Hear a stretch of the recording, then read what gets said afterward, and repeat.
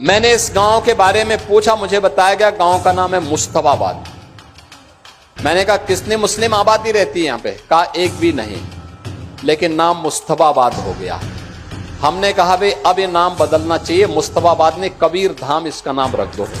उत्तर प्रदेश के सीएम योगी को भला कौन नहीं जानता।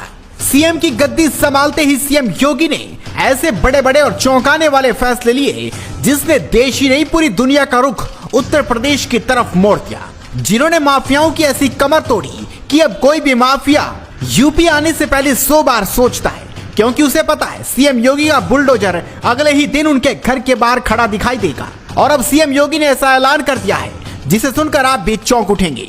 दरअसल सीएम योगी लखीमपुर खीरी दौरे पर थी, जहां पर उन्होंने मंच से जनता को संबोधित भी किया और मंच से सीएम योगी ने मुस्तफाबाद गांव का नाम बदलकर कबीर धाम करने का ऐलान कर दिया। बता दें कि लखीमपुर खीरी जिले में मुस्तफाबाद नाम का एक गांव है जहां कोई मुस्लिम आबादी नहीं है। बस फिर क्या था, सीएम योगी ने मंच से ही मुस्तफाबाद गांव का नाम बदलकर कबीर धाम करने का प्रस्ताव रख दिया। अब इस पर सीएम योगी क्या बोल रहे हैं, जरा आप वो भी सुनिए। हम लोगों ने हरेक उस स्थल के लिए जहां पे आम जनमानस की आस्था है वहां पर धनराशि उपलब्ध करवाने का काम किया है। हम लोग बाराबंकी में, महादेवा में भी कार्य कर रहे हैं, लेकिन इससे पहले पैसा कहां जाता था? कब्रिस्तान की बाउंड्री में जाता था।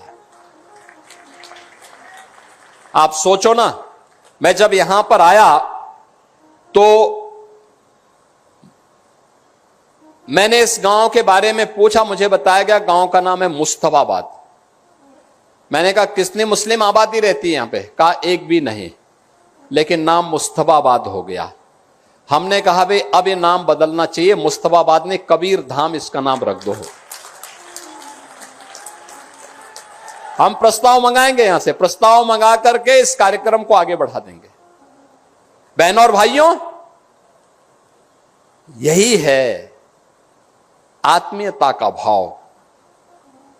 उन लोगों ने अयोध्या को फैजाबाद किया था, प्रयागराज को इलाहाबाद किया था, कबीर धाम को मुस्तफाबाद किया था।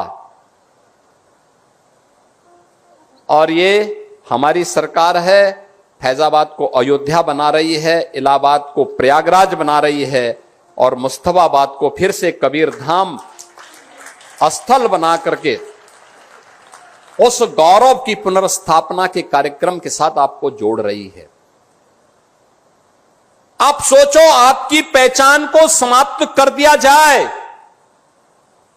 आपके सामने अस्तित्व का संकट खड़ा हो जाएगा। ये जो पहचान थी, यह भी अस्तित्व के से जूझते हुए समाज के लिए उसी प्रकार के षड्यंत्र का हिस्सा था।